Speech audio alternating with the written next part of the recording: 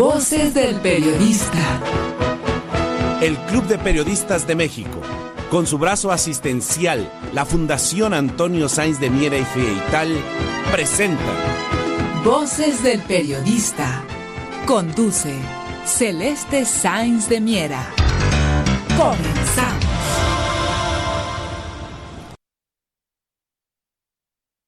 ¿Qué tal, amigos? ¿Qué tal? Muy buenas tardes. Bienvenidos a su programa Voces del Periodista a través de las frecuencias de Radio Cañón, las 760, en donde la pluralidad es verbo y el análisis noticia en Voces del Periodista. Queridos amigos, con ustedes, en nombre de nuestro productor y director general, Maurice Alum, les agradecemos enormemente su confianza, su compañía y su participación, queridos amigos, en esta mesa extraordinaria que va a abrir el maestro Juan Bautista Rojo, que es parte fundamental nuestra de la sección editorial también y como jurado del Certamen Nacional e Internacional de Periodismo, pero que ahora en estos momentos precisamente está en Tokio, Japón. Y Juan, querido Juan Bautista, maestro entrañable, te vamos a preguntar sobre datos interesantísimos que hay que analizar de una repercusión internacional. Vamos leyendo, ya lo vemos en las redes, de un pueblo norteamericano cada vez más cansado de su gobierno, exigiendo que se deje de enviar armamento a Ucrania. Lo vamos viendo también en Europa. Y bueno, ha pasado algo muy interesante precisamente por esos lares. Maestro Juan Bautista, te saludamos hasta Tokio. Adelante.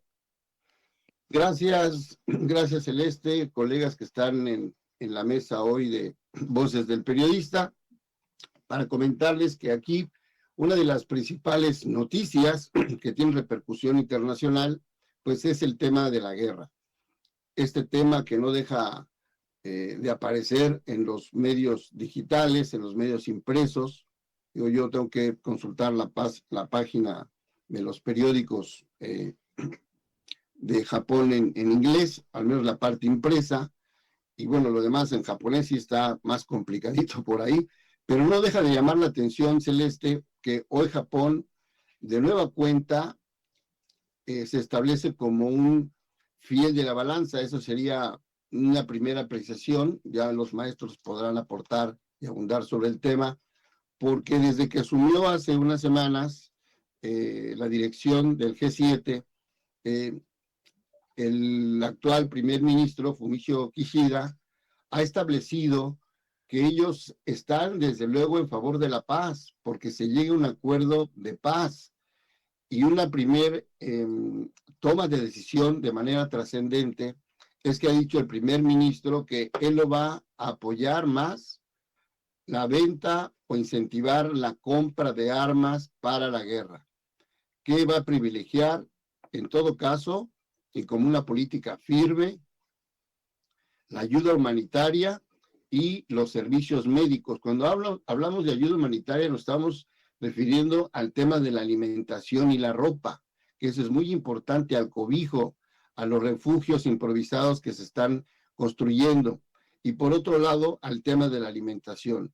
Si bien en el mundo incluso la guerra ha dañado parte del sistema alimentario mundial en cuanto a la producción de trigo y también de otra serie de alimentos importantes, como pudiera ser irrisorio, pero eso en algún momento lo comentamos también, detuvo la producción de ciertos componentes digitales, sobre todo para las autopartes.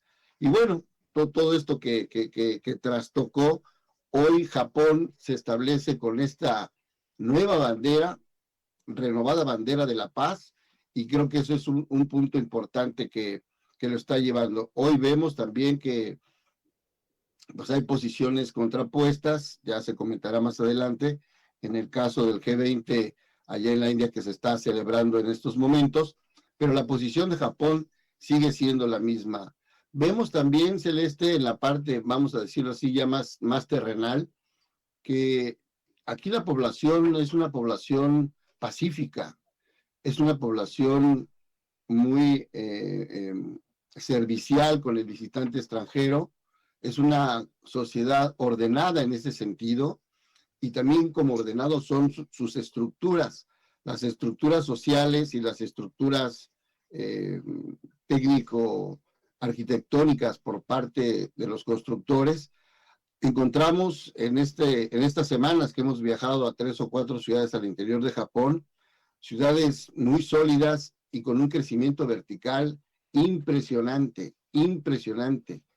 Si vemos, por ejemplo, una parte de Polanco, allá en la Ciudad de México, yo podría decir, Celeste, sin temor a equivocarme, que aquí hay 1000 ciudades de ese tipo de construcciones, pero más modernas. Hay ciudades que tienen, por ejemplo, este hotel que es de los modestos, digamos, pues tiene 15 pisos, pero aquí las grandes corporaciones llegan a tener hasta 40 pisos y pareciera que hay una competencia por el crecimiento vertical con todos los servicios digitales. Eso lo constatamos ahora que visitamos aquí una de las torres más altas, el Skytree, que es una torre emblemática de Tokio. Sabemos que hay alrededor de otras 4 torres al interior de Japón como miradores turísticos, y entonces ves desde estas alturas, 335 pisos, ¿no? Ves la gran urbe que también está, al menos para el caso de Tokio, conectada a través de puentes, porque el mar atraviesa gran parte de Tokio también. Entonces, vemos muy pocas áreas verdes como parques públicos, aunque aquí los parques también son lugares sagrados, lugares de meditación. Se conviven todavía esas culturas ancestrales, ¿no?, con la gran modernidad. Sería mi primer comentario, Celeste. Muchísimas gracias, maestro Juan Bautista. Yo quisiera pedirle de favor al maestro Gerardo Castilleja, si fueras tan amable en hacer tu comentario, precisamente ya que tiene que ver con esos pronunciamientos que ha habido, precisamente, o no pronunciamientos. Ya hay abstenciones en contra de la guerra, de enviar armamento, y es una tendencia que está creciendo cada vez más, a pesar de que las redes nos damos cuenta que hay una creciente afluencia de bots a nivel internacional. Es increíble darnos cuenta de todo esto y cada vez más claro ver cómo se va dando todo esto, no solamente en México, sino a nivel internacional, y obviamente un repudio a la guerra y cada vez más evidencia que se está apoyando a un movimiento que se presta a todo ello y que pues es un movimiento nazi. Adelante, maestro Gerardo Castilleja, te escuchamos antes de irnos al corte. Gracias, Celeste. Si quieres un minuto antes de cortar. Muy importante, gracias y buenas tardes a todos. Gracias, Celeste. Muy importante lo que está señalando Juan Bautista, nuestro compañero. La reunión del G20, hay mucho que contar, no porque lleguen a acuerdos, sino porque no están llegando a esos acuerdos, pero hay buenas razones para las cuales no se están llegando a acuerdos. Si gusta, Celeste, creo que ya nos viene el corte, podemos comentarlo al regreso. Me parece perfecto, maestro. Vamos al corte y regresamos. Gracias.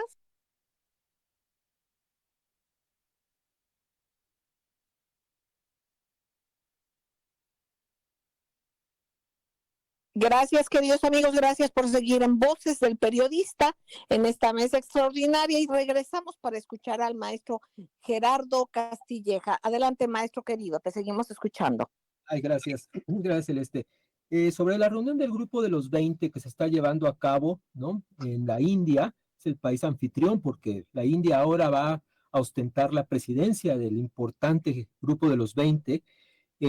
Yo quisiera recordarles que hace apenas esta semana, el lunes, el canciller ruso Lavrov hizo una declaración que toma mucha forma ahora que se está llevando a cabo esta cumbre.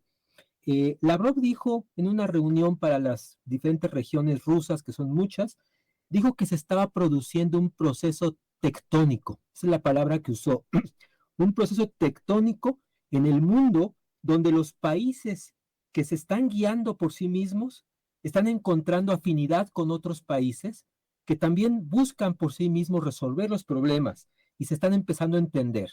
Bueno, esto es lo que está pasando en el G20, porque resulta que esta reunión se puede resumir como el G20, el grupo de las 20 naciones más grandes del mundo, peleando contra el grupo de los 7. El grupo de los 7 es el grupo de las 7 potencias económicas del mundo que están hablando lenguajes completamente diferentes. Y para esto voy a dar ejemplos, simplemente la postura de Blinken, que es el jefe del Departamento de Estado, el equivalente a un canciller de Estados Unidos. Blinken empezó a decir a través, por vía remota, porque no estaba presente, pero dijo que China no puede andar en dos bandos. En el asunto de Rusia se tiene que definir y tiene que condenar la guerra. Y esa fue la constante presión de los Estados Unidos a que el G20 todos se pronunciaran en contra de Rusia. No lo consiguieron. Incluso hubo casos como Borrell, que es el jefe de la diplomacia europea, muy arrogante como siempre es. Él dijo, bueno, pues yo tuve una reunión con el propio canciller de la India y yo le estoy dando instrucciones. Él tiene que criticar a Rusia porque lo que hace Rusia es inaceptable. Pues tampoco lo consiguió. Lo que el G20 está señalando es la preocupación, y esto lo dijo el propio presidente de la India, Narendra Modi, un presidente que, por cierto, es el único presidente del mundo que le gana a López Obrador en popularidad. Es el primer lugar en popularidad para su pueblo. Narendra Modi dijo, no, las preocupaciones no son la guerra, las preocupaciones del mundo y del sur global, porque dijo Modi, quiero decirles que yo estoy hablando a nombre del sur global, que yo le llamaría la mayoría global del planeta. Nuestras preocupaciones son muy concretas, son la situación económica que se ha agravado tremendamente, la situación de los fertilizantes que debemos de producir más, por supuesto los problemas de seguridad mutua. Tenemos puntos en común y eso es lo que queremos discutir. Fue tal la confrontación que no hubo un acuerdo final, un documento final. Tuvo que ser un documento, pues el del propio anfitrión que lo redactó, igual que ocurrió en la reunión del G20, pero de ministros de finanzas, que ocurrió la semana pasada. Tampoco hubo acuerdo. Y eso nos va a servir, Celeste y queridos amigos, para mostrar la manera, ejemplifica la manera en cómo van a ser las discusiones en el presente y futuro, en este año, donde los países del sur global no queremos la agenda que se nos está imponiendo. Y no es lo mismo imponerle una agenda a países de tercer mundo que están dispersos a naciones del tamaño de la India, del tamaño de China o de Rusia o de Brasil, que claramente están diciendo que no van a aceptar esa agenda porque no conviene a sus intereses. Y para finalizar, me gustaría que se viera que en lo que dijo Lavrov, el canciller ruso, es que hay muchas naciones, hay 20 naciones muy interesadas en entrar en el grupo de los BRICS. Y mencionó entre esas naciones a México. Entonces, quiere decir que el sur global o la mayoría global del planeta claramente está buscando una salida y la está encontrando una expresión a través del G20, y si esto lleva a un conflicto con el G7, pues que se dé, como se está viendo ahora en estas reuniones del G20. ¿Es cuánto, Celeste? Muchísimas gracias, maestro Gerardo Castilleja, te agradezco muchísimo. Efectivamente, vamos viendo un viraje o al menos una abstención, hay una situación de evidencia en contra, un interés de provocar una guerra que detone en una guerra mundial que sería nuclear, como lo hemos dicho tantas veces. Maestra queridísima Francisca Saavedra, es muy importante para todos nosotros escuchar tu opinión sobre este tema o cualquier otro que tú consideres relevante para compartir con nuestros muy queridos amigos radioescuchas y cibernautas aquí en Voces del Periodista y en Radio Cañón. Adelante, maestra querida. Pues rapidito para felicitar a los amigos que han cubierto un lado del mundo que poco vemos. Asia es una zona muy importante que ha mostrado un desarrollo aceleradísimo en estos últimos tiempos, que se han pertrechado bastante bien y que si fundamentalmente su arma o su herramienta para el desarrollo va a ser la alimentación, felicidades, porque el mundo padece mucha hambre y pues echar abajo los pensamientos y los deseos de una conflagración mundial es otra de las cosas que hay que aplaudirle, porque si no tenemos nada bueno para progresar, es terrible que vayamos en el retroceso violento que conflagración. Ahora, gastar tanto en los insumos de la guerra, hacer lo posible porque la gente se siga matando, se me hace verdaderamente pobre, triste en cuestiones de la humanidad, pero sabemos cómo son las grandes potencias, sobre todo conocemos a nuestro vecino, injerencista, violento, se mete a las naciones, es el policía que él se autonombró pacificador del mundo, y lo que realmente nos hace o nos acerca a estar exacerbados permanentemente y estar viéndonos los defectos y no aportando nuestras cualidades para hacer un desarrollo más importante y más evolutivo. A mí, cuando me des oportunidad, si hay chance, me gustaría hablar un poco de este muchacho Edmundo Jacobo, que se le ha pasado de padrino ahí por los últimos 30 años, como dijo el señor presidente hoy por la mañana, 30 años en el INE, pero se me hace muy interesante el tema que han tratado tanto don Juan Bautista y don Gerardo Castilleja. Gracias, maestra, por supuesto. Yo le pediría, Ceci Tapia, algún comentario sobre el tema internacional. Ceci, querida. Hola, ¿cómo estás? Buenas tardes a todos. Sí, efectivamente, bueno, yo creo que es muy importante todo lo que se está comentando, sobre todo por cómo se van a empezar a llevar los asuntos económicos en el mundo y ya lo dijo ahorita, bueno, los maestros respecto a otras partes del mundo, pero yo creo que Celeste, que hoy no solamente que México está dando la pelea, lo que está pasando en Sudamérica y en Asia y en todo el mundo, yo creo que podemos, si tú quieres continuar con este tema de opinión, o ya vemos las redes. Lo que consideres decir, porque además bueno, pues con lo que se está hablando precisamente de la otra parte del mundo, de lo que está pasando ahorita en México y lo que comentas, vemos un reposicionamiento importante también del peso mexicano. Adelante, Bueno, Ceci. claro que sí. Bueno, esto del peso sí ha sido una gran sorpresa. El día de hoy amanece en menos de 18 pesos. Es algo muy interesante y que, bueno, finalmente hay muchas razones por las que esto está pasando, aunque se está luchando contra la inflación, se han aumentado los intereses.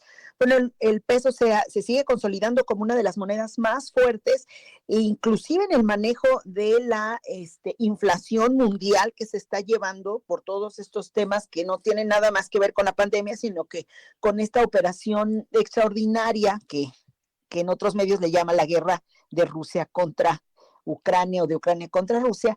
Y bueno, finalmente aquí también hay un tema que hace que en eso no se vio en redes sociales, fíjate qué interesante, pero hoy hubo una ola de ataques de los defensores de la ministra Piña. Resulta que muchos bots estuvieron contestándole a todos quienes estaban enfadados por el actuar de la ministra, pero sobre todo porque sigue siendo nota uno de los periodistas que es parte del gobierno, recordó en redes sociales que la ministra Piña, pues es un personaje que viene de un excuñado de Cárdenas Palomino, a quien fue uno de los primeros que le liberaron su dinero. Entonces, obviamente, eso hace un tema fuertísimo respecto a cartones, a caricaturas, a críticas, pero aquí ya el tema, bueno, nosotros conocemos cómo se manejan las redes empiezan a decirle, oye, estamos enojados con la ministra Piña, sabemos que hay corrupción, esto está generando impunidad, etcétera, etcétera, pero eso es un sentir de miles de mexicanos que sienten que el Poder Judicial pues sigue sirviendo a un poder económico con padrinos políticos, etcétera, etcétera. Y esto, bueno, fue Genaro Villamil quien hoy sube este Twitter y dice que ella viene de un consejero jurídico de la época de Enrique Peña Nieto, que se llama Humberto Castillejos, quien es un excuñado de Luis Cárdenas Palomino, que está preso por tortura y que fue brazo derecho de García Luna.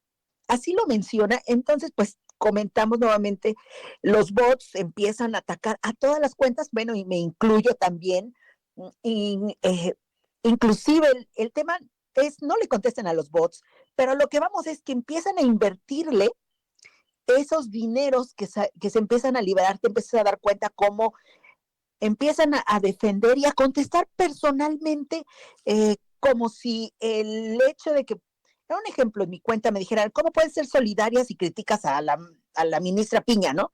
Y eso qué tiene que ver con que ellas estén liberando el dinero, que además es un daño a la nación con que yo pueda estar inconforme en que el Poder Judicial está fallando a México. Eso es algo interesante, pero tienen mucho dinero, querida Celeste. Ese es un tema importante que podemos seguir Hay que tratando. retomar. Claro que sí. Vamos a un corte, queridos amigos, y regresamos. Gracias.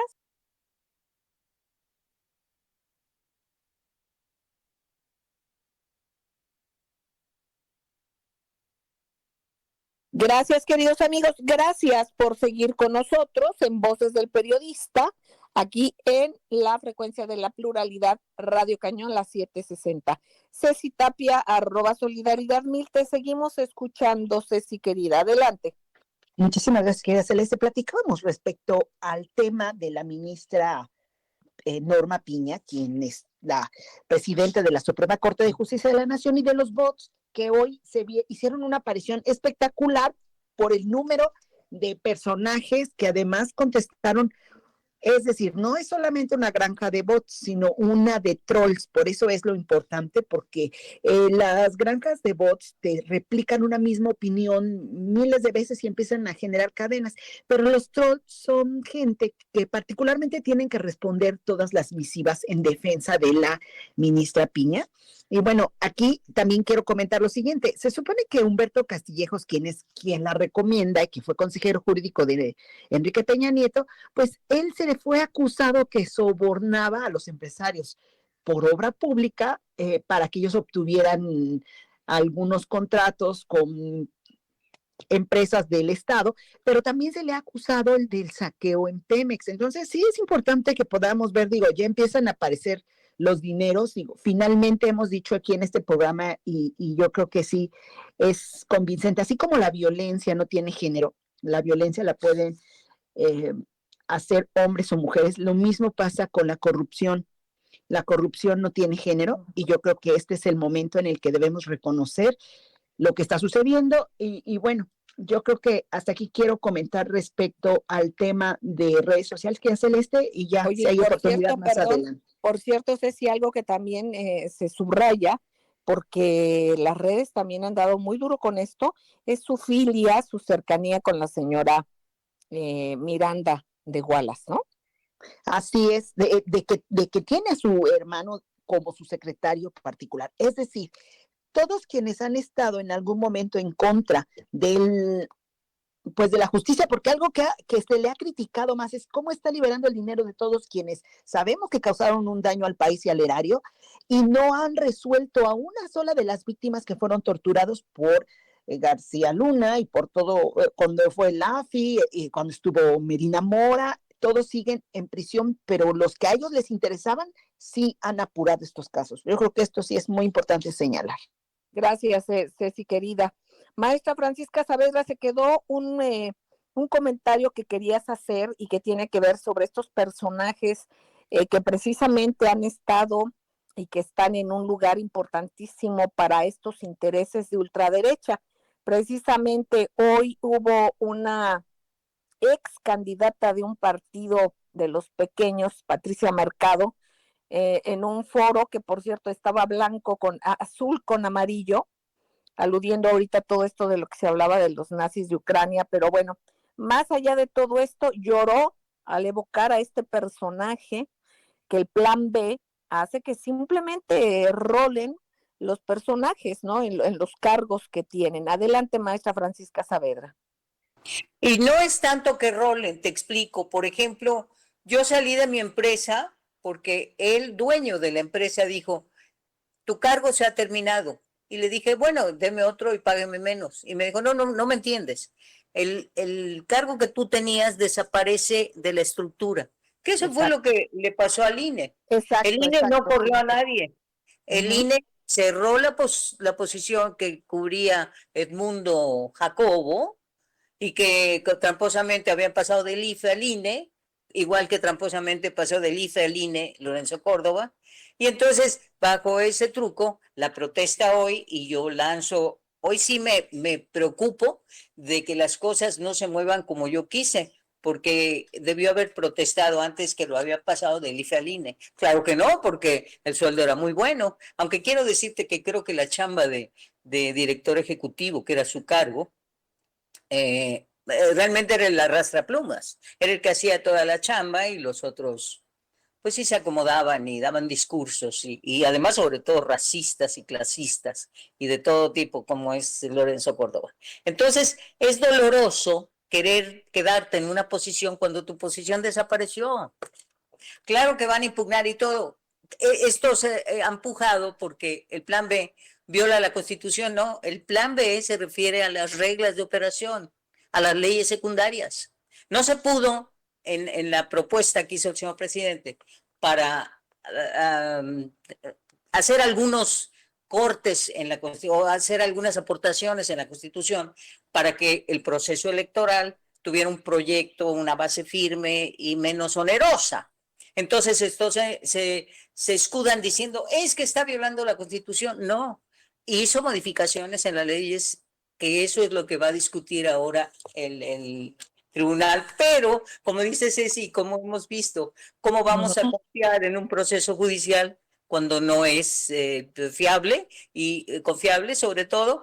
¿Y cómo vamos a seguir creyendo en jueces a modo? Por favor, como dijo el señor presidente, a lo mejor ya perdí. Este poder que le llaman el poder judicial, que luego es perjudicial, ¿no? Como para abreviar. O como dijéramos en francés, Celestita, judicial, porque como jode. Exactamente, maestra Francisca Saavedra. Doctor Rodolfo Ondarza Rovira, si fueras tan amable, el tema que tengas a bien exponer el día de hoy, y precisamente mucho va ligado con todo esto y estas infiltraciones que hay en los diferentes sectores, precisamente, que tienen que ver con justicia, porque yo creo que básicamente el origen de todo es el que no haya justicia. Te escuchamos con mucha atención, doctor Rodolfo Ondarza Rovira. Sí, muy buena tarde, Celeste, muy buena tarde a todas y a todos. Muchas gracias por permitirme unas palabras. ¿Y les parece bien si platicamos sobre algunos aspectos del Mecanismo Federal de Protección para Personas protectoras de derechos humanos y periodistas? México, quisiera iniciar diciendo que México ha llegado a la trágica cifra de más de 100,000 personas desaparecidas y no localizadas desde que se lleva ese registro. En México han sido asesinados alrededor de 350,000 personas, según cifras oficiales de enero de 2006 a mayo de 2021, en una guerra ficticia contra el narco. El pasado 26 de enero, Enrique Irazoque Palazuelos, titular de la Unidad de Derechos Humanos y responsable del Mecanismo de Protección para Personas Defensoras de Derechos Humanos y Periodistas, dijo que a partir de diciembre de 2018 se tenían contabilizados 52 asesinatos contra periodistas y 97 contra personas defensoras de derechos humanos. Lo cierto es que la impunidad prevalece en más del 90% de los homicidios de periodistas y en el 99% de los defensores de derechos humanos, según la Secretaría de Gobernación. Para la SEGOV, el perfil de quienes agreden a los periodistas en México es el siguiente: el 43% de estos agresores son servidores públicos y provienen de autoridades estatales o municipales, y el 33% de las agresiones proviene de miembros de la delincuencia organizada. De acuerdo con la ONG Artículo 19, en los últimos 22 años, 156 periodistas han sido asesinados. 91 de los casos han ocurrido pese a la existencia del mecanismo, el cual comenzó a dar servicios en noviembre de 2012. más los casos sumados el año pasado y en lo que va del presente año. En el transcurso de este sexenio, más de 36 comunicadores han sido ultimados. Entre enero y julio de 2022, fueron al menos 10 periodistas agremiados los que han sido muertos, asesinados en el país. En el sexenio de Felipe Calderón fueron asesinados 101 periodistas en México, con Peña Nieto 96, y en lo que va de esta actual administración, pues ya suman más de 59 periodistas asesinados. Según datos oficiales, hay, pues, bueno, ya, podemos seguir y seguir con las cifras, pero yo creo que lo importante es también decir que se argumenta que no hay dinero para poder llevar a cabo las funciones de un mecanismo federal de derechos humanos. Enrique Irazoque Palazuelos destacó que en cumplimiento de las obligaciones nacionales e internacionales en materia de derechos humanos, por concepto de otorgamiento de medidas cautelares y reparación integral del daño a víctimas durante este periodo, se han erogado 544 millones de pesos en compensaciones y reparación integral del daño de más de 1,800 víctimas o familiares. Esto quiere decir que se ha dispuesto de alrededor de 300,000 pesos por víctima o familiar en una franca acción reactiva y no preventiva, como debería ser, con muchas deficiencias y que han sido plenamente documentadas por todos los beneficiarios. Entonces, pues se prefiere dar 300,000 pesos que para qué pueden servir cuando una persona ha sido asesinada, ¿no? Pero bueno, el titular de esta unidad de derechos humanos de la Secretaría de Gobernación, Irazoque Palazuelos, declaró en diciembre de 2022 que en 4 años ha aumentado a más de 100% la incorporación de personas protegidas. Y bueno, dijo que pasamos de 798 a 1,672, por lo que el mecanismo de protección erogará más de 1,800 millones de pesos en medidas de protección para periodistas y personas defensoras de derechos humanos, lo cual es superior al recurso destinado en todo el sexenio anterior, en donde solo se erogó 782 millones de pesos.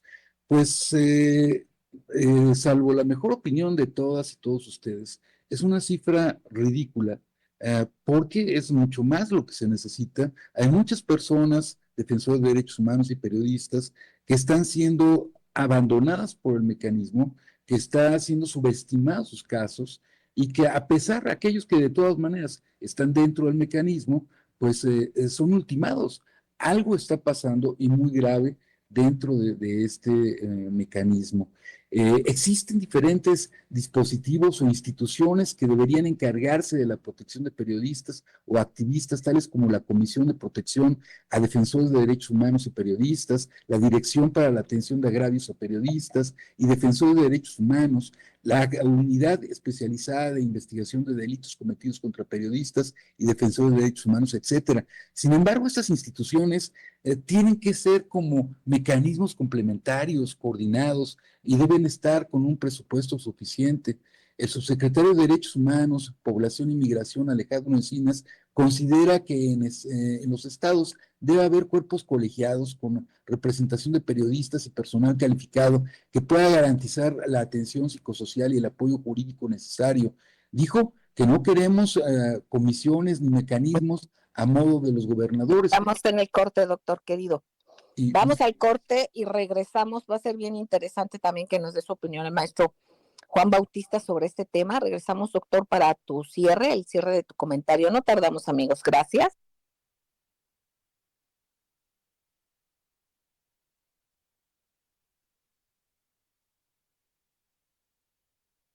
Gracias, queridos amigos. Gracias por seguir con nosotros en Voces del Periodista, en nombre de nuestro productor y director general, Mori Salum, quien, por cierto, hace un artículo que pueden ustedes leer en Voces del Periodista, en el espacio de opinión, precisamente sobre desapariciones forzadas y la deuda pendiente. Todos estos rezagos que están desde hace, pues, tantos años, ¿no? Y hay incluso desde, según estadísticas, en este artículo de Maurice Allum, cómo hay nuevas desapariciones, pero se suman a la estadística de 106,853 hasta diciembre del 2022, y esto sucede desde el sexenio del señor Carlos Salinas de Gortari. Vamos a ir a un corte y que, bueno, más bien ya fuimos al corte, regresamos, disculpen ustedes. Doctor Rodolfo Ondarza Rovira, te seguimos escuchando, adelante. Sí, muchas gracias. Pues para resumir, querida Celeste, pues decir lo que pues muchos beneficiarios, muchos periodistas, defensores de derechos humanos dicen sobre los mecanismos tanto estatales de protección como sobre el mecanismo federal. Y es que pues se comenta que son mecanismos de papel, simuladores o supeditados muchas veces a las autoridades locales. Y todo esto es resultante de la tremenda impunidad que hemos vivido en México desde hace sexenios.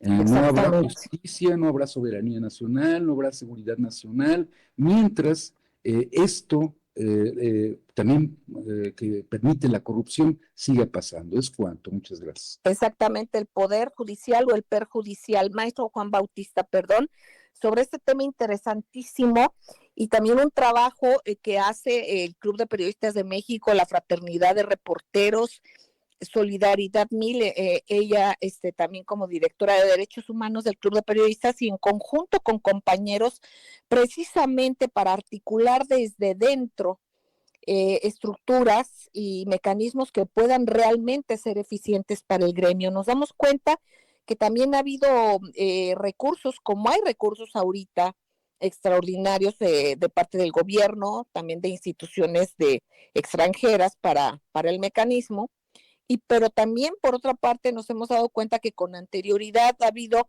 erogaciones económicas muy fuertes para algunos grupos que dicen que están para defender a los periodistas, y pues que nada más se va que el dinero circula y no pasa nada. ¿Alguna reflexión, maestro Juan Bautista? Sí, gracias, Celeste. Sobre este punto es necesario recordar, amigos, que tanto el club como una institución legendaria en ese sentido de ayuda, acompañamiento a los periodistas, hay un diagnóstico y hay un testimonio cotidiano. Eso es lo primero que hay que apuntar. Para el caso de la fraternidad, que ya llevamos más de 3 décadas sobre este tema, donde muchos compañeros que nos acompañaron en la lucha ya se fueron por motivos de salud, algunos perdieron la vida y otros, los menos, al menos de la fraternidad, en el ejercicio del periodismo, pero sí siendo solidarios con lo que han sido las agresiones que han ido en aumento. Hay una cifra por ahí que se habla poco, pero hay 20 periodistas desaparecidos. De esos no se habla, por ejemplo, se habla más de las agresiones y de los asesinatos, pero sí. Hay por ahí una cifra. El tema, en mi opinión, es que el mecanismo de protección a periodistas como figura ya llegó a su límite en cuanto a funciones. Tuvo una durabilidad permeada por el crecimiento y por la demanda, y que no varió un ápice en su política de prevención. Siempre se entendió como un mecanismo Exacto. de acompañamiento en la parte de las urgencias. Y no nos podemos pasar la vida en el tema de las urgencias. Tenemos que buscar tiempos, formas, instituciones para prevenir. Por eso, Celeste, nosotros en la fraternidad que hemos compartido con el club también, una idea de lo que es crear el Instituto Nacional del Periodismo. Esa figura existe en otras partes del mundo, quizá con otro nombre, en el caso de Francia, en el caso de España, la Fundación García Márquez, que tiene más la parte académica, pero no hay una institución que acompañe al periodista en casos de siniestro, en casos de conflicto laboral, en casos de difamación. Eso no existe. Nosotros estaríamos por trabajar. Vamos rápido, maestro querido. Para el siguiente sexenio, con esa propuesta, Celeste. El mecanismo hoy ha llegado a su límite, esa es mi opinión. Gracias, maestro querido. Y nada más los invitamos a leer nuevamente, les digo el artículo de nuestro productor y director general. Él dice, en el gobierno de AMLO, el año 2022 cerró con la menor cifra de todo su registro, con 7,601 desapariciones. Falta ver si la baja se sostiene como tendencia. Aunque fuera cierto, sigue siendo una cifra altísima, muy alta, dice Morizalum. Las autoridades deben redoblar esfuerzos para reducir al mínimo histórico este delito. Esto incluye un decidido y permanente combate frontal a la impunidad y a la corrupción que aceitan toda la maquinaria criminal. Efectivamente, y esto lo vemos ante este poder judicial que tanto le queda a deber al pueblo de México, a la patria. Vamos a continuar agradeciéndole al maestro Rodolfo Sánchez Mena, que no pudimos, la vez pasada le estuvimos esperando, pero no pudimos hacer el enlace para su comentario, maestro. Le agradezco. Adelante. Buenas tardes, Celeste. Pues nada más agregar a lo planteado por nuestro compañero Juan Bautista desde Tokio, porque es muy importante, si la actitud, la posición que está asumiendo Japón en la reunión del G20 en la India. Recordemos, Celeste, que hace un año fue asesinado el candidato de primer ministro Shinzo Abe, que él estabilizó a Japón desde 2012, que fue primer ministro, y haciendo campaña fue asesinado. ¿Por qué fue asesinado, Celeste? Esto es muy importante, porque los Estados Unidos estaban tratando, armaron el Quad, en donde forma parte Japón, Australia, Inglaterra y los mismos Estados Unidos, para enfrentar a China en el Pacífico. Esto pues parece y nos daría la impresión de que se está rompiendo el famoso Quad por la presión que hay en Japón contra la guerra. En Japón, como mismo Juanito nos ha dicho, es un pueblo pacifista después de haber sido sometido su país a 2 bombazos atómicos. ¿Sí? Pero esta historia la tenemos que comentar y reinterpretar, de que no fue para hacer la paz con Japón, fue para impedir que se prolongara la guerra, y que Japón estaba entero en ese momento, a pesar de que Alemania estaba ya se encontraba derrotado. Esto es una reinterpretación histórica que tenemos que ver, y qué papel va a jugar finalmente Japón en el área del Pacífico, en la confrontación de Estados Unidos contra China, pero además también contra India, porque India está comprando petróleo, está comprando buena parte de los productos chinos, y ya se ve desde luego una conformación muy importante de una tríada: Japón, China, Rusia, las 3 principales potencias desafiando al poder menguante de los Estados Unidos, Celeste. Muchísimas gracias, maestro. Precisamente recordando este evento que se hizo en el Club de Periodistas de México, en donde el profesor Michel Chossudovsky exhibió documentos que estuvieron clasificados por muchísimos años, en el que no era necesario, digamos, bueno, esto no es una necesidad, digamos, pero en absurdos de la guerra, estas bombas que se arrojaron contra Japón, Hiroshima y Nagasaki. De alguna manera esto fue precisamente una especie de experimento, y eso hay documentos para unas bombas nucleares dirigidas hacia Rusia. Entonces vamos viendo cómo va siendo la prolongación y la liga que se va estirando en tenor de estas ambiciones globalistas que ahora están totalmente decadentes, y con una solicitud casi internacional, precisamente de pedir el que se atienda la parte humana, y no esta parte y esta ambición desmedida de asuntos depredadores, ¿no? Y de estos intereses. Ceci, querida, ¿con qué nos cierras el programa, si fueras tan amable, Ceci linda?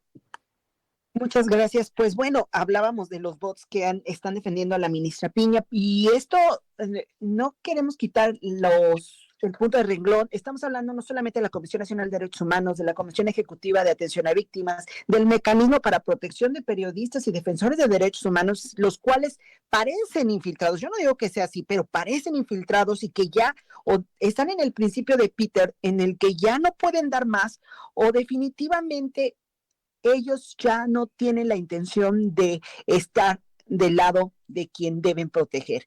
Yo creo que esta es la parte en la reflexión más importante. Ya no solamente es hablar de si alguien te cae bien o te cae mal, se trata de que quienes están en el servicio público hagan su trabajo y no nos engañen diciendo, porque eso también es corrupción, que cobres un salario por no hacer tu trabajo. Con esto quiero cerrar. Muchas gracias. Gracias, Ceci, querida. Gracias, maestros extraordinarios de la mesa. Gracias a ustedes, queridos compañeros de vida. Les sugerimos que sigan en esta frecuencia porque aquí se escucha con pluralidad. Así es que les queremos mucho. Cuiden su salud, por favor, su salud física, espiritual y emocional. Gracias, su salud mental también. Veamos qué escuchamos, qué leemos y qué reflexiones hacemos. Los queremos mucho. Un beso tronadísimo. A ti, maestro, hasta Japón. Un abrazo hasta Tokio, Japón, maestro Juan Bautista, a todos ustedes. Un abrazo, cuídense mucho. Besos tronadísimos.